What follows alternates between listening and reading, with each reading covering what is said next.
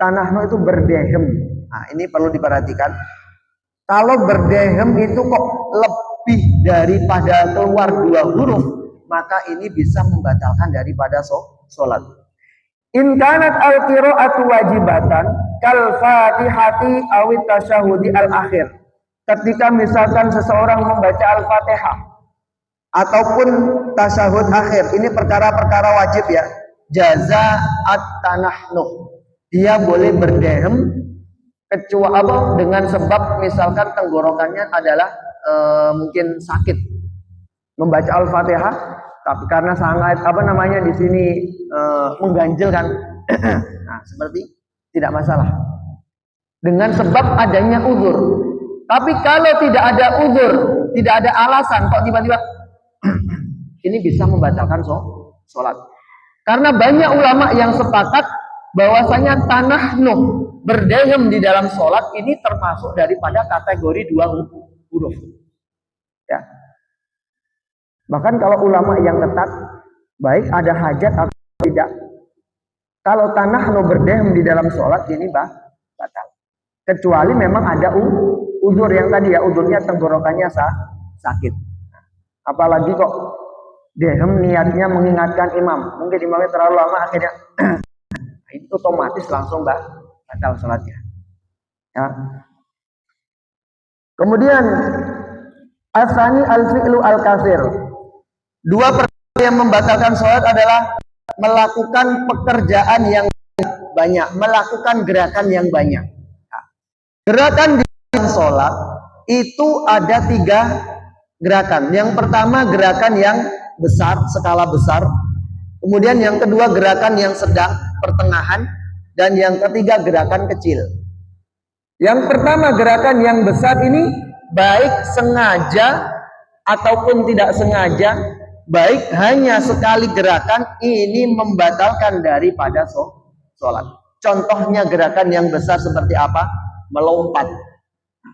Melompat di dalam sholat, walaupun lompatannya sekali saja, ini langsung batal. Contohnya, di depan ada soft yang kosong. Dia mau mengisi soft depannya dengan cara melompat. Ini batal sholatnya. Atau misalnya ada imamnya batal, makmum yang di belakangnya maju cara melompat, ini pun membatalkan daripada sholat walaupun hanya sekali gerakan. Kemudian gerakan yang sedang, ya, gerakan yang sedang itu bisa membatalkan sholat kalau gerakan itu salah suharokatin bisyarti antakuna mutawaliyatan, dengan syarat 3 kali berturut-turut. Ya. Wadobitu tawali bihaitsu tunsabu al-haraka as-saniyah ilal harakatil ula. Bagaimana gerakan itu bisa dianggap berturut-turut? Yaitu gerakan 1 dengan gerakan 2 ini tidak ada jeda. Contoh gerakan tangan, ini termasuk gerakan yang sedang. Misalkan kita garuk, ini sudah batal sholat. Paham ya? 3 kali berturut-turut bisa membatalkan daripada sholat. Contoh, kecuali kalau tangan kita balik ke tempat asal. Nah, di sini waqad darahu ba'dahum bi ayyafsila bainahum biqadri suratin. Ini ada beberapa pendapat ya. Bagaimana gerakan itu bisa dianggap berturut-turut? Ada ulama yang membatasi dengan kadar qul huwallahu ahad surat al-ikhlas. Ya, ketika gerakan itu kok kurang daripada kadar membaca surat al-ikhlas, maka itu dianggap gerakan yang berturut-turut. Kira-kira kalau membaca surat al-ikhlas itu berapa detik? Qul huwallahu ahad, Allahus samad, lam yalid wa lam yulad wa lam yakul lahu kufuwan ahad. 15 detik selesai. Kurang lebih 15 detik ya. Nah, gerakan kita contoh, kita garuk di sini. Belum ada 15 detik kok pindah. Ini sudah dikatakan daripada berturut-turut. Ataupun ada ulama yang memberikan batasan biqadri baqiyatis sholihat, dengan kadar membaca al-baqiyatus sholihat.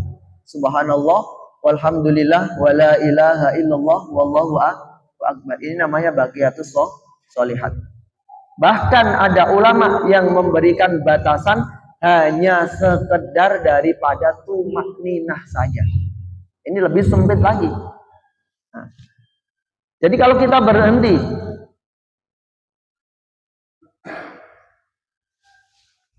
walaupun sampai ibaratnya 4 kali 5 kali, ini tidak masalah kecuali berturut-turut ya. Kalau berturut-turut 3 kali sudah membatalkan sholat. Contoh kita pergerakan menuju shaf. Misalkan ada shaf yang kosong. Bagaimana cara kita maju? Nah, ini saya contohkan ya, Abe. Misalkan shafnya di depan ini ada yang kosong. Cara mengisi bagaimana? 1 langkah dulu. Nah, ini dihitung 2. Tapi kalau kita kok 1, 2, nah, ini membatalkan daripada shaf 3 kali berturut-turut. Walaupun jauh shaf belakang sana sini tidak masalah, tapi caranya berhenti.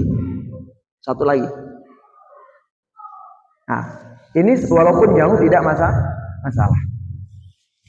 Cara mengisi shaf yang kosong. Al-khutwatu minarijli tu'tabaru harakatan wahidatan.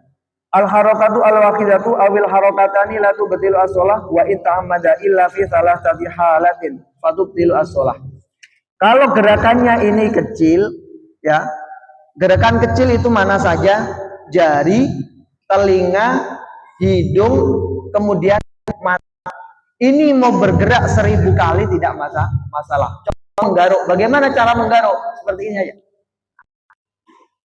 Mau yang kita garuk sampai lecet misalkan. Nah, ini tidak masalah. Hanya saja jangan sampai menggerakkan daripada tangan. Kalau kita ikut gerakan tangan, ini bukan gerakan kecil lagi. Ini gerakan besar. Yang harus kita gerakan hanya jari. Karena jari-jari ini yang kecil. Kalau tangan besar.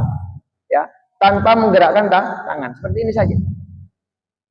Nah, kalau seperti ini, nah ini 1, 2, 3. Ini sudah membatalkan daripada sholatnya. Ya. Idza kana bi ghairi ikhtiyari kasiddati bardin. Gerakan apa namanya? Besar tidak membatalkan sholat ada beberapa. Contoh, idza kana bi ghairi ikhtiyarihi. Bukan apa namanya kekuasaan dia, kasiddati bardin. Misalkan sangat dingin, biasa orang sangat dingin kan seperti ini. Nah, ini kan gerak termasuk gerak anggota tubuh termasuk pergerakan yang besar. Bahkan kepala, contoh kita kalau misalkan jadi imam, ya, kok misalkan kita baca kan biasanya orang kan ada seperti ini. Kalau di luar sholat ada seperti ini biasanya. Nah, ini kalau terbawa sampai sholat ini bisa membatalkan sholat. Nah, misalnya, Bismillahirrahmanirrahim. Nah, kalau seperti ini membatalkan daripada sholat. Idza kana mubtalan bijarabin walam yaqdir ala sabri anil haqi. Ketika seseorang diuji dengan gatal, walam yaqdir ala sabri, kemudian dia ini tidak tahan untuk menggaruknya. Nah, ini dimakfu ya, kecuali memang sudah benar-benar tidak tahan. Idza kana fi sholati syiddatil khauf, ketika seseorang sholat apa namanya perang. Nah, walaupun gerakannya besar dan lebih daripada 3 kali, ini tidak masalah. Karena adalah kalau syiddatul khauf memang prakteknya seperti itu banyak gerakan. Kemudian asalisu al-aklu. Idza kana katsiran yubtilu mutlaqan, idza kana qalilan la yubtilu idza ta'ammadahu. Ya. Sama, makan itu bisa membatalkan daripada sholat. Makan di sini ketika kita mau sholat, kemudian kita makan sesuatu dianjurkan untuk berkumur ataupun pakai sikat gigi. Kenapa? Dikhawatirkan ada makanan yang terselip di gigi kita. Nah, mungkin sekarang banyak orang pemahaman makan itu membatalkan daripada wudhu, sehingga orang kalau habis makan dia wudhu lagi. Bukan seperti itu ya. Makan ini tidak membatalkan wudhu. Nah, hanya saja kenapa orang dahulu setiap habis makan mau sholat wudhu dulu itu apa? Untuk menghilangkan daripada makanan yang tersisa di gigi. Sehingga nanti ketika sholat tidak ada makanan yang terselip. Kalau ada makanan yang terselip kok sampai tertelan, maka hukumnya sholatnya batal. Ar-rabi'u tarku ruknin min arkanis shalah au adamu tawaffuri syartin min syurutiha. Meninggalkan daripada rukun ataupun syarat di dalam sholat. Syaratnya ada satu yang hilang ataupun rukunnya ada yang satu yang hilang, ini bisa membatalkan daripada sholat.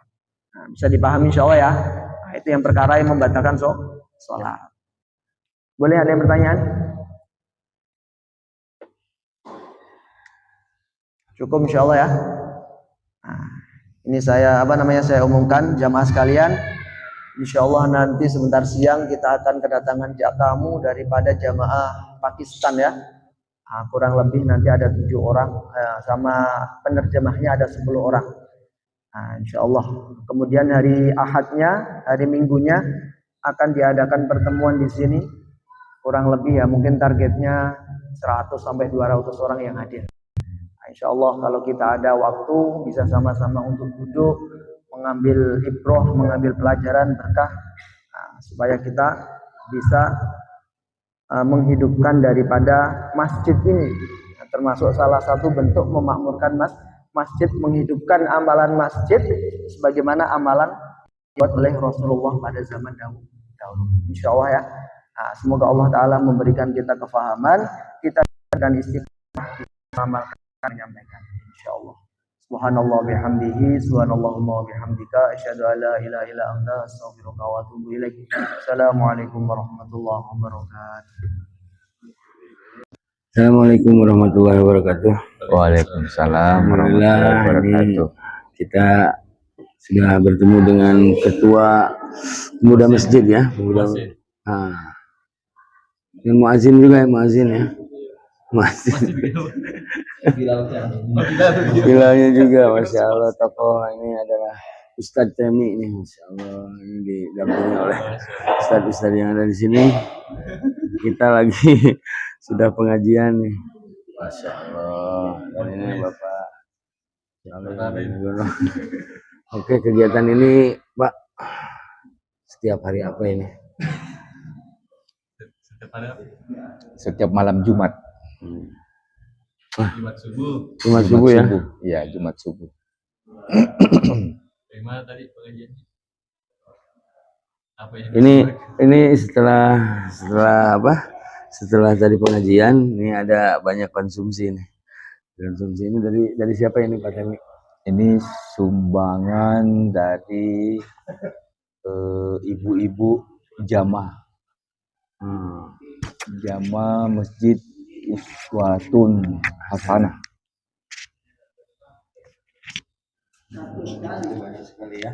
Ya, inilah ini salah satu kebersamaan yang ada dalam Masjid Uswatun Hasanah. Satu Hasanah.